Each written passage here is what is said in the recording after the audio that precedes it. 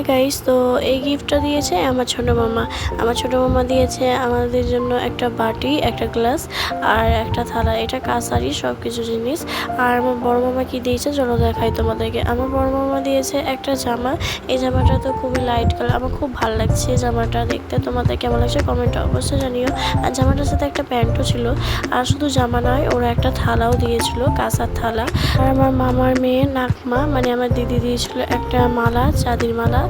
আর ওর শাশুড়ি দিয়েছিল একটা থালা। আর এই থালাটা দিয়েছে আমার দাদির বোন, মানে আমার দাদির বড় বোন। আর ওর ব্যাটার বোরা দিয়েছিল, বড় ব্যাটার বউ দিয়েছিল একটা গ্লাস। আর আমার দাদির বোনের ছোট বউ দিয়েছিল একটা গ্লাস।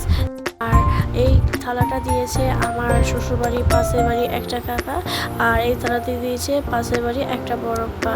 আর আমার লাস্টের গিফটটা তো খুবই ভালো লেগেছে, এটা দিয়েছে শুভ।